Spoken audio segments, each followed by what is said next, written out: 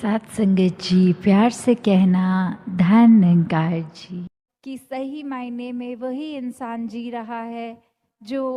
अपने अहंकार को त्याग चुका है।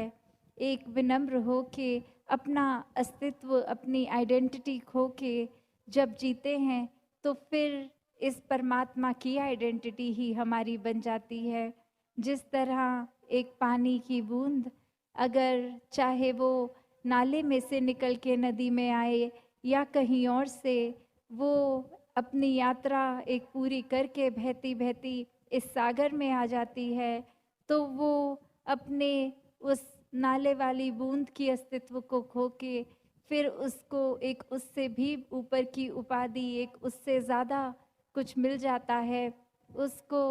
सिर्फ और सिर्फ अपनी आइडेंटिटी खो के इस सागर में एक मिक होते ही वो इतना आदर सत्कार, इतना रुतबा खुद ब खुद ही मिल गया।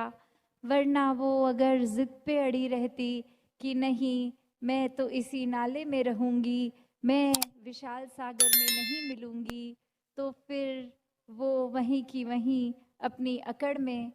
तो कैसे अपने जीवन में भी अगर हम झांक के देखें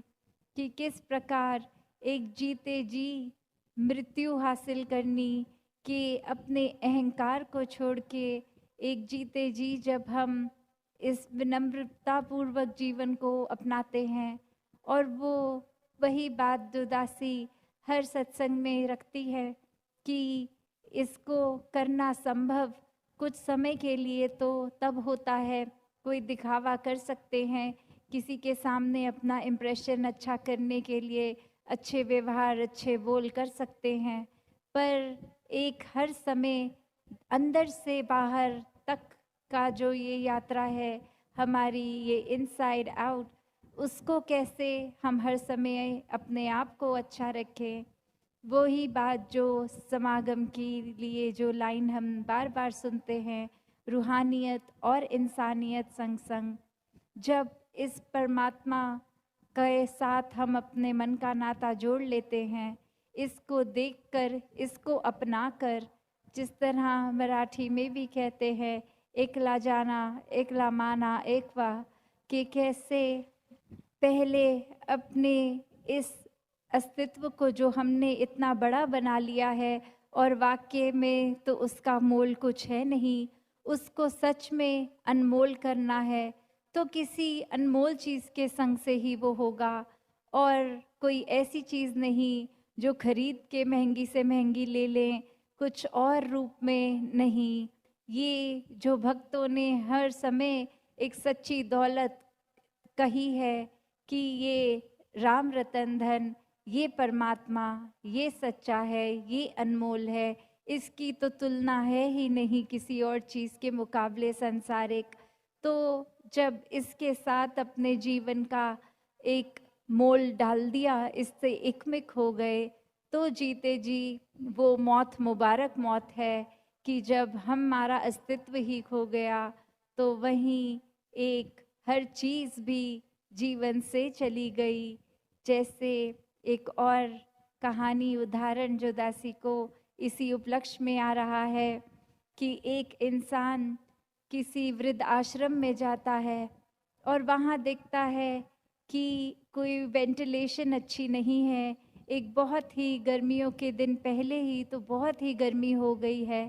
अब वो सोचता है कि एक मैं इधर पंखों का लगवा देता हूँ ताकि सबको आराम मिलेगा, और वो अपनी तरफ से वो पंखों की डोनेशन दे के वहाँ पंखे भी लगवा देता है। अगली विजिट पे आता है तो सोचता है कि ये पंखे चल रहे हैं, सबको हवा मिल रही है, पर अब सबको पता कैसे लगेगा कि ये पंखे तो मैंने लगवाए हैं, ये पंखे तो मैंने खरीदे हैं, ये पंखे इधर उनको मेरी वजह से मिले हैं। अपनी जो दासी जिक्र कर रही थी, जो सेल्फ इम्पोर्टेंस वाली, अब वो भाव उसके मन में आया कि हर एक को पता लगना चाहिए ये पंखे मैंने लगवाए हैं। वो उन पंखों पे फिर जो जैसे पंखे का आकार वो 3 एक लंबाई में उस गोलदारे से कनेक्टेड, वहाँ अपना नाम पेंट से लिखवा देता है। और अब वो बहुत खुश कि हर एक को पता चलेगा कि मैंने क्या करा है, एक इतना अच्छा एक फैसिलिटी वाइज कन्वीनियंस दे दी है सबको। और फिर जब वो अगली विजिट में आया, अब वो पंखे पहले की तरह चल रहे हैं, उसका नाम भी लिखा है। फिर वो देखता है कि वो स्पीड ही, वो रोटेशन इतनी फास्ट कि नाम तो पढ़ा ही नहीं जा रहा, किसी को एक रीड नहीं कर पा रहे हैं क्या लिखा है। फिर वो क्या करता है कि स्विच से पंखे बंद कर देता है और फिर गर्मी वैसे की वैसे ही, पर वो बहुत खुश कि अब कोई भी मुड़ के ऊपर छत की ओर देखेगा कि गर्मी लग रही है तो बस मेरा नाम पड़ेगा, और तो उसको कुछ एक राहत तो नहीं मिलेगी क्योंकि पंखे बंद हैं, पर इतना तो पता चल जाएगा कि ये राहत के लिए पंखों का इंतज़ाम मैंने कराया। तो कैसे आज इंसान की अवस्था, हम तो अपनी क्षमता से अनुसार किसी की एक मदद कर देते हैं, तो बात वही कि इसके पीछे क्या छुपा है, ये सेवा भाव नहीं, ये निष्काम नहीं, इसके पीछे उद्देश्य है, तो ये फिर दिखावा मात्र ही हुआ। तो ये प्यार, भक्ति, आनंद, स्थिरता, सहजता, ये जीवन में जहाँ जितनी गहराई से ठहरेगी उतने ही मानवीय हम बन जाते हैं, उतने ही इंसानिय हम हो जाते हैं। तो इस रूहान के संग से अपने जीवन में इंसानियत को भी सदैव के लिए एक जीवन, और अब इस जीवन को पूरी तरह ऐसे ही जी सकते हैं जो मनुष्यों ने इस परमात्मा को देख लिया, ये ब्रह्म ज्ञान द्वारा निराकार के दर्शन करके फिर जीवन में हर पल ज्ञान को जीना, इस निरंकार के एहसास में सेवा सुमिरन सत्संग करते हुए जीना। तो ये जीवन भी जहाँ एक धन्य रूप है कि यही अवसर है, इसको चाहें तो धन्य कर लें परमात्मा के साथ मन को जोड़ के, या चाहें तो इस मनुष्य जीवन को गवा दें, और फिर जो गवाएंगे वो नुकसान उन्हीं का होगा कि एक अवसर सुनहरी मिला भी एक परमात्मा के एहसास में रह के भक्ति में मन को चूर रखने का, पर एक ध्यान जीते जी फिर घर बार एक और अन्य एक मटीरियलिस्टिक, एक दुनियावी, एक धन दौलत, एक उसी में ही लगा दिया। और कैसे जिन्होंने संसार के चाहे सुख सुविधा उस रूप में हो या ना हो, फिर भी अहमियत संसारिक वस्तुओं को नहीं परमात्मा को ही दी, उनके जीवन में वाकई ही असली धन उनको मिल गया। कैसे जीवन में जीते जी फिर उन्होंने एक ना कि सिर्फ असली मानव की तरह अपना जीवन जिया, पर वो आगे भी सबको प्रेरणादायक ही जीवन जीते गए, जहाँ किसी को उनको ये नहीं बोलना पड़ा कि हमारे जीवन को देखो, हमारा जीवन कितना अच्छा है, पर औरों ने खुद ही ये देखा कि जो परमात्मा से जुड़ गए हैं ब्रह्म ज्ञान द्वारा, उनके जीवन से कितनी ज़्यादा शिक्षा मिलती है। एक वो वाक्य ही मनुष्य के सिर्फ शरीर में ही नहीं है, एक मनुष्य का असली जीवन जी रहे हैं, सारे मानवीय गुण उनमें हैं, दैवीय गुण उनमें हैं। वो फिर एक प्रेरणादायक इतने कि सिर्फ उनके जीवन को ही वो जी रहे हैं इस परमात्मा से जुड़कर भक्ति में रहकर, और वहीं अन्य व्यक्ति भी उनके जीवन को देख रहे हैं और यही इच्छा आ रही है कि इनके जैसा ही जीवन हमारा भी हो जाए। तो ऐसा जीवन जीना कोई किताबी बातें नहीं है, या फिर कोई वो बात नहीं है कि पहले त्रेता में, सतयुग में, द्वापर में ही ऐसे जीवन जिए गए। अभी अगर आज के दौर में भी देखें तो ऐसा जीवन भक्त आज भी जीते हैं, जो चाहे रहते तो इस संसार में ही हैं और संसार को त्याग के भक्ति नहीं करते।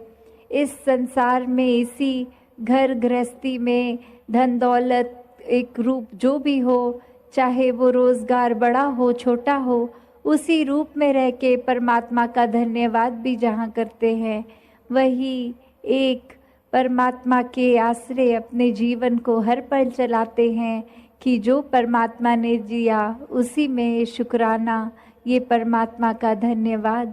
तो कैसे अपने जीवन को हर कोई एक ज्ञान की रोशनी से एक बहुत ही सहज और सरल जीवन जी सकता है, जिस जीवन में दिखावा मात्र नहीं रह जाता, एक असली सच्चाई से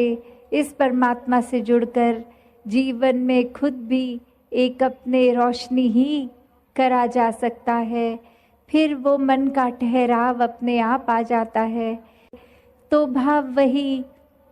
कि संत जो होते हैं उनको फिर एक दुनियावी माहौल कैसा भी हो, एक आरामदायक हो ना हो, फिर भी एक संत तो उस दुनियावी माहौल में रहते हुए भी उस दुनियावी माहौल से ऊपर ही रहते हैं, एक आनंद की अवस्था में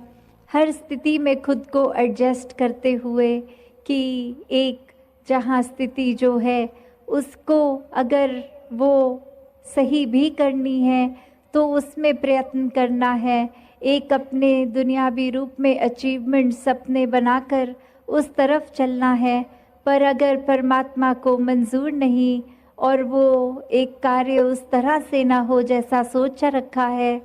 तो भी एक परमात्मा को कोसते नहीं है भक्त, एक परमात्मा को शुक्राने भाव से यही मन के भाव रखते हैं कि इसी में ही भलाई होगी, इसलिए ये कार्य हम जैसे चाहते थे वैसे नहीं हो पाया।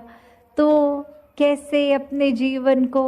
भक्तों ने हर समय इस परमात्मा के ही आसपास केंद्रित रखा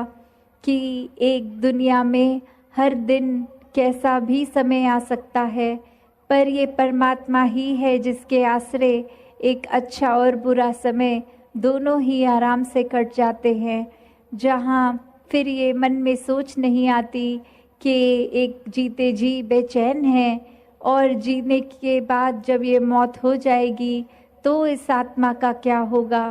क्योंकि जिन्होंने जीते जी इस परमात्मा को जान लिया, देख लिया, इसके साथ जीवन का हर पल अपना जिया, तो उनको पता है वो चैन से जी रहे हैं, और जो चैन से ही जीता है वही चैन से मरता है। और कैसे ये आत्मा को जीते जी जहाँ चैन मिल गया, अपनी असली घर का पता चल गया, एक क्या है ये आत्मा, वाक्य में सिर्फ शरीर नहीं है, एक आत्मा तो इस परमात्मा का अंश है। जब ये पता चल जाता है तो आगे एक लोक सुखी परलोक सुहेला वाली अवस्था। और फिर अगर हम ये भी देखें कि हम उस सोच से भी देखें कि एक इंसान ने चाहे बेशक 84 लाख योनियाँ पहले भुगती, पर वो याद कुछ भी नहीं, तो अगर ये भी मान के चलें कि सिर्फ और सिर्फ ये ही एक एकलौता जन्म है, तो इसी में फिर ज्ञान लेना है, ये ब्रह्म ज्ञान के साथ जुड़कर इस परमात्मा के साथ एकमिक होना है। वरना तो बात वही कि अगर इस जीवन में आकर चाहे मान्यता वो नहीं कि पहले जन्म हुआ कि नहीं हुआ, पर इस जीवन को भी किस तरह सुखदाई जीना है, ये दुख कष्ट है। साथ संगत जी, धन निरंकार जी।